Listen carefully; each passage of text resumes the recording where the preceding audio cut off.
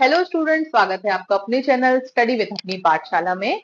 आज की हमारी यह वीडियो रहेगी जवाहर नवोदय विद्यालय प्रवेश परीक्षा एग्जाम के लिए, जो कि आगामी सत्र 2027 के लिए होगी, जो कि कक्षा 6 के लिए प्रवेश परीक्षा के लिए होगी। यहाँ पर आप हिंदी व्याकरण के मॉडल क्वेश्चन पेपर्स को आज हम 25 क्वेश्चन, बहुत अच्छे महत्वपूर्ण क्वेश्चन को यहाँ पर आज डिस्कस करेंगे। तो चलिए देखते हैं। सबसे पहले पहला प्रश्न हमारा यहाँ पर देखिए। पहला प्रश्न है, नयन का सही संधि विच्छेद क्या होगा। तो यहाँ पर देखिए लिखा है नयन, है ना। आपने यदि हमारी सारी सीरीज को फॉलो किया है तो मैंने आपको संधियां भी बहुत अच्छे से पढ़ाई थी। तो आप जरूर वहां पर जाके एक बार संधि का चैप्टर जरूर देखिएगा, आपको संधि एकदम आसान लगेगी। तो चलिए सबसे पहले इसका संधि विच्छेद देख लेते हैं।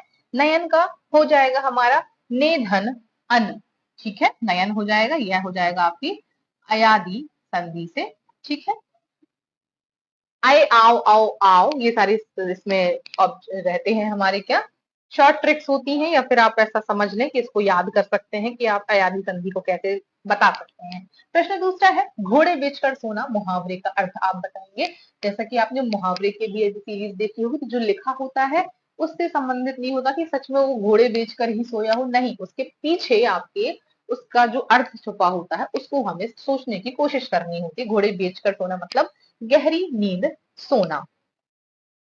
नेक्स्ट देखेंगे, मिठास शब्द में कौन सी संज्ञा है। यहाँ पर देखिए मिठास, अब मिठास को क्या हम सिर्फ महसूस ही कर सकते हैं, इसको देख नहीं सकते, इसको हम बता नहीं, सिर्फ बता सकते हैं, व्यक्त कर सकते हैं, लेकिन हम इसको छू नहीं सकते। यह हो जाएगा हमारी भाव से संबंधित भाववाचक संज्ञा। अब बादल का पर्यायवाची आपको बताना है। बादल का पर्यायवाची मतलब बादल के और क्या नाम हो सकते हैं, जलज, नीरज, जलद या अंबुज। क्या हो सकता है यहाँ पर, तो आपको पता होना चाहिए जल देने वाला, जलद, ठीक है। जलज नहीं होगा, जलद होगा, ठीक है। द इसके बाद देखेंगे अगला प्रश्न, उचित शब्द का विलोम क्या होगा। उचित का विलोम मतलब उल्टा, तो उचित का अनुचित। इसके बाद निम्न में से शुद्ध वर्तनी वाला शब्द कौन सा है। कवित्री, कवइत्री, कवि इत्री और कवयत्री, कौन सा इसमें हमारा सही होगा, इसको आप बताएंगे। तो यहाँ पर ऑप्शन नंबर बी कव इत्री हो जाएगा। इसके बाद नेक्स्ट क्वेश्चन, जो ईश्वर में विश्वास रखता है वो कौन सा व्यक्ति होता है। भक्त, पुजारी, आस्तिक या नास्तिक। तो जो आस्था रखता है, ईश्वर में विश्वास रखता है, वह आस्तिक होता है, जो नहीं रखता वो नास्तिक होता है। इसके बाद नेक्स्ट क्वेश्चन, क्वेश्चन नंबर 8वां, चिड़िया शब्द का बहुवचन क्या होगा। चिड़ियाएं, चिड़ियों, चिड़िया या चिड़िया, क्या हो जाएगा यहाँ पर, बताएंगे आप यहाँ पर। तो यहाँ पर जो बड़ा या के ऊपर चंद बिंदी चिड़िया लगा हुआ है, ये हो जाएगा हमारा बहुवचन। इसके बाद प्रश्न नंबर 9वां, पेड़ से पत्ता गिरा में कारक कौन सा है। तो यहाँ पर बताएंगे करण, अपादान या संबंध या अधिकरण।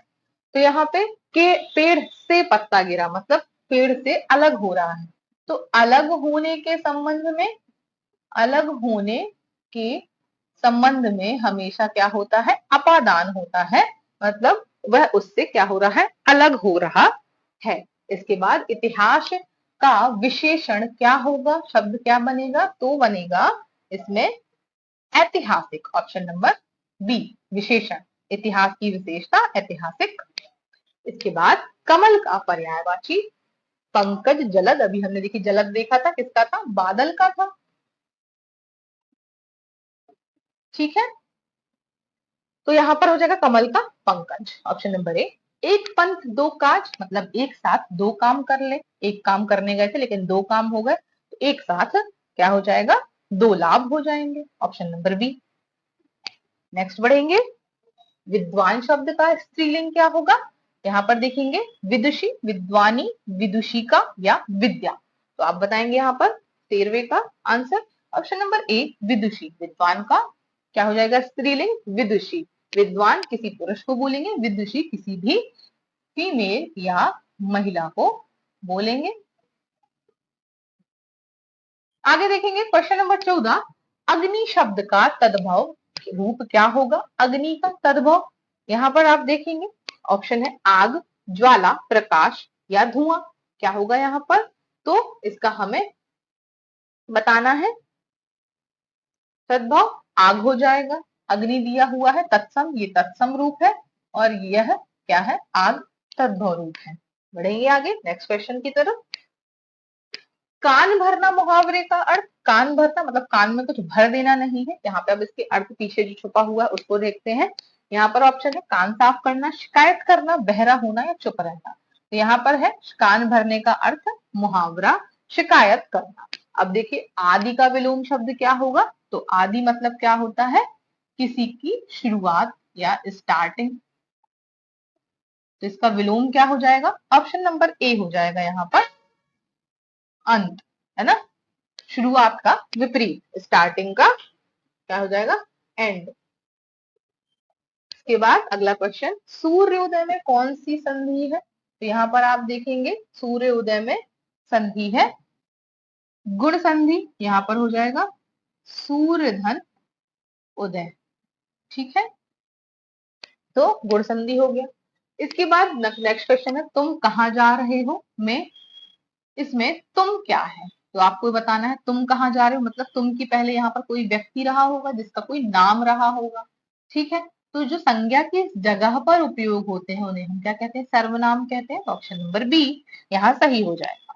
इसके बाद रात का पर्यायवाची शब्द नहीं है। इस क्वेश्चन को बहुत अच्छे से इंपॉर्टेंट तरीके से आपको देखना है, क्योंकि कभी कभी क्वेश्चन में नहीं है लिखा होता है पर हम जल्दबाजी में पढ़ लेंगे रात का पर्यायवाची, नीचे का छोड़ देंगे। तो नहीं है, तो यहाँ पर देखिए रात्रि, निशा और रजनी ये तीनों रात के पर्यायवाची हैं लेकिन दिन नहीं है। तो ऑप्शन नंबर डी यहाँ पर आंसर हो जाएगा। इसके बाद जिसका कोई अंत ना हो उसके लिए एक शब्द क्या हो जाएगा, अनंत। अमर, अजय, अपार ये अलग है, अनंत हो जाएगा जिसका कोई अंत ना हो। जैसे कभी कभी गिनतियां जिनका अंत नहीं होता।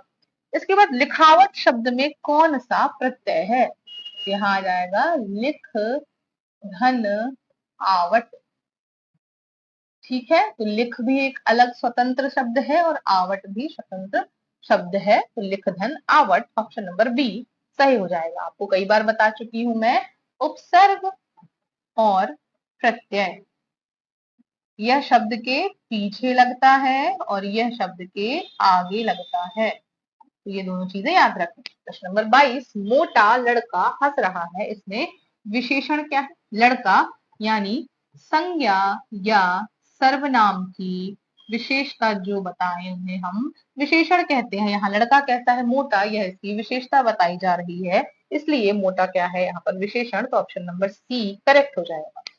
बढ़ेंगे अगले क्वेश्चन पर। अधपका शब्द में कौन सा उपसर्ग है, तो यहाँ इसको देखो पहले हम तोड़कर लिखेंगे। अध धन पका, उपसर्ग मतलब पका भी देखिए स्वतंत्र शब्द है, अध मतलब आधा से संबंधित होता है, तो ये उपसर्ग ये शब्द हो गया, इसके आगे ये लगा है उपसर्ग, तो अध हो गया, ऑप्शन नंबर बी में करेक्ट हो जाएगा। प्रश्न नंबर 24, दुग्ध का तद्भव या तत्सम रूप क्या होगा, तो दुग्ध का दूध हो जाएगा, ऑप्शन नंबर बी। अगला देखेंगे लास्ट क्वेश्चन, नमक मिर्च लगाना का अर्थ क्या है, खाना बनाना, बात बढ़ा चढ़ाकर कहना, तीखा खाना या झगड़ा करना।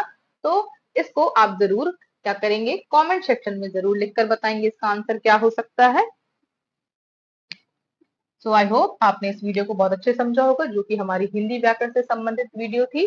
और ऐसी ही वीडियोस देखने के लिए चैनल को लाइक शेयर सब्सक्राइब करते रहें और अपनी तैयारी को ऐसे ही बढ़ाते रहें और अपने एंट्रेंस एग्जाम को बहुत बहुत बेहतर करें। Thanks for watching.